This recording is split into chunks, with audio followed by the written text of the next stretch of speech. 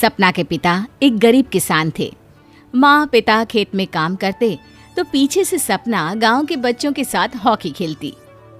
एक दिन शाम को, सारा दिन खेलती रहती है, ये नहीं कि छोटे भाई को संभाले। माँ पता है, मैंने आज हॉकी में पास के गांव के लड़कों की टीम को हरा दिया। अरे वाह वाह मेरी बेटी, शाबाश, ये ले के रुपया, जा जाकर टॉफी खा ले। सपना खुशी से पिता के गले लग जाती है और बाहर चली जाती है। अरे तुम इसको बिगाड़ रहे हो, मैं ना इसकी शादी ही करा दूंगी। ऐसा कैसे शादी करा देगी? हाँ, अभी तो उम्र खेलने की है। माँ बड़बड़ करती वहां से निकल जाती है। लेकिन शाम को उन लोगों के घर कुछ लोग आते हैं। अरे राम सुखिया, जरा ये तो बतलाओ, सपना के बारे में क्या सोचा है? अरे क्या सोचना है मास्टर जी, पढ़ रही है, जितना पढ़ सकती है पढ़े, फिर शादी करवा देंगे, कोई अच्छा सा गांव का ही लड़का देख लेंगे। अरे तुम तो उसके पिता हो, तुमको कुछ नहीं पता? माँ घबरा जाती है। अरे का मास्टर जी, का पता नहीं, का हो गया? हम तो इनसे पहले ही बोल रहे थे कि लड़की की जात है, संभाल लो। अरे भाभी जी, आप भी ना कभी अच्छा भी सोच लिया करो। अरे सपना क्या खेलती है हॉकी, बड़े से बड़े आदमी भी नहीं जीत पाते हैं उससे। कल गांव में एक टीम आ रही है, लड़कियों की हॉकी खेलने उसे भेज देना, वहाँ शायद कुछ बात बन जाए। अरे ना मास्टर जी, कोई खेल वेल नहीं करवाना हम लोगों को, वो भी शहर के लोगों के साथ तो बिल्कुल भी ना। शहर के लोगों को ना कोई भरोसा नहीं होता मास्टर जी। अरे कैसी बात कर रही हो सपना की माँ, बुरा आदमी तो हर जगह मिल जाएगा, उसके लिए शहर का और गांव का। हाँ मास्टर जी, हम लोग तैयार हैं, कल आ जाएगी सपना वक्त से। माँ के लाख मना करने पर भी पिता सपना को हॉकी टीम के लिए भेज देते हैं। शाम को सपना वापस आती है, लेकिन लट के मुंह से। और क्या हो गया, मार खाई हो का? कौन मारेगा हमें? कोई मार वार खाकर नहीं आए। अरे फिर शकल पर 12 क्यों बजे हैं, बताओगी? देखो माँ, आप समझोगी नहीं, बताकर फायदा क्या है? अरे बिटिया रानी, हम तो समझेंगे ना, हमें ही बता दे।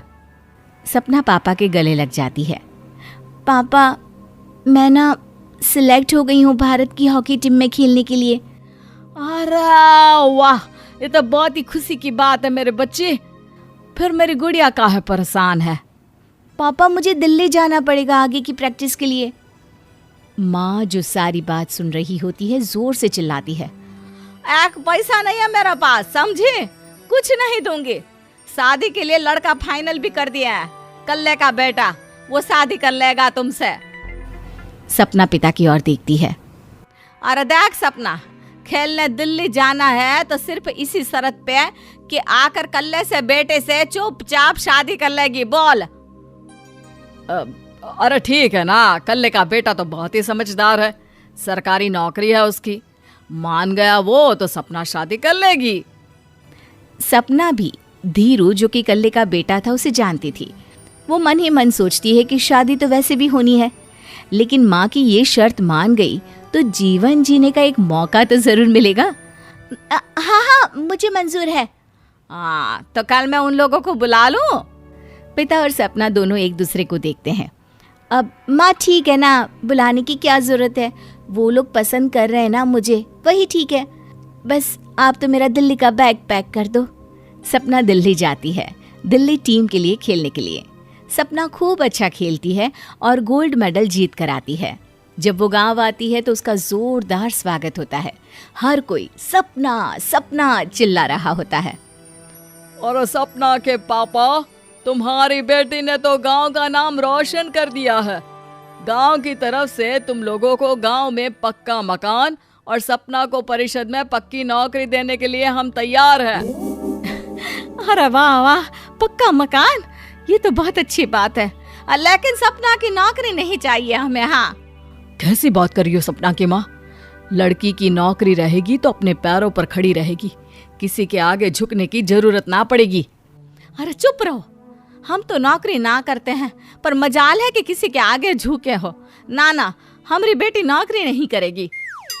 पिता लाख समझाते हैं लेकिन माँ नहीं मानती।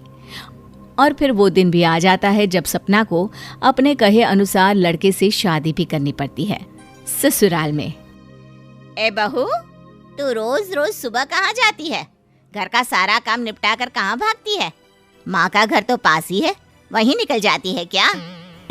नहीं माँ जी, मैं हॉकी खेलने जाती हूँ, मुझे खेलना पसंद है। खेलना पसंद है? अरे कैसी बात कर रही है बहू, शादी के बाद तो कोई लड़की खेलती फैलती नहीं है, वो घर का काम काज देखती है। सपना कुछ नहीं कहती। वो एक रोज कमरे में अपनी अलमारी ठीक कर रही होती है कि तब सुनो, वो जो लटक रहा है ना, क्या बोलते हैं उसे? मेडल। सपना पति की बात सुनकर खुश हो जाती है, उनके पास जाती है। मैं सोच ही रही थी कि तुमने कभी पूछा क्यों नहीं। ये मेडल है, मैंने जीता है, पता है, हॉकी में। बड़ा मैदान, बहुत से लोग, 2 टीम और फिर शुरू होता है जुनून। पता है, लगता है जैसे बस जिंदगी यही है, खेलते रहो, भागते रहो, दौड़ते रहो और लक्ष्य को पालो। सुनो ना, मैं ना भारतीय टीम के लिए खेलना चाहती हूँ। माँ, यहाँ तो आ जरा। सपना हैरान हो जाती है कि ये क्या हो गया, पति अचानक से माँ को क्यों बुला रहा है। हाँ बेटा, क्या हो गया? काहे गला फाड़ रहे हो? माँ, ये सपना क्या कह रही है? अरे बीवी तो बोलती ही रहती है बेटा, लेकिन क्या हो गया, चिल्ला क्यों रहे हो? ऐसा क्या बोल दिया इसने? माँ ये बोल रही है कि इसको खेलना है भारतीय टीम के लिए। सपना डर जाती है। नहीं माँ जी, मैंने कहा कि मैं चाहती हूँ कि वो मैं बोला था ना, शादी के बाद कोई खेलता नहीं, घर का काम काज देखता है, लेकिन फिर भी। नहीं माँ जी, ठीक है, मैं घर का काम देखूंगी, कल से मैं खेलने भी नहीं जाऊंगी, माफ कर दीजिए। सपना पति की तरफ देखती है जो माँ की तरफ देख रहा होता है। उसे गुस्सा तो आता है, लेकिन करती भी तो क्या, सास के सामने कैसे पति की क्लास लगाती। अरे बेटा, अब क्यों घूरे जा रहे हो बहू को?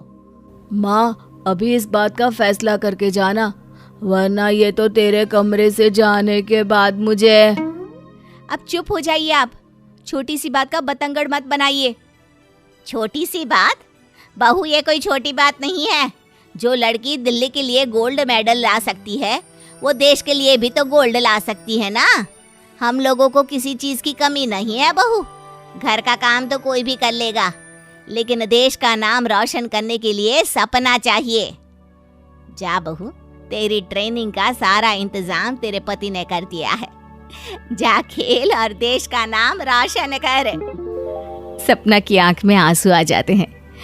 वो सोचती है कि बेटियों को मायके के साथ अगर ससुराल में भी सहयोग मिले तो ऐसा कोई काम नहीं जो वो नहीं कर सकती है।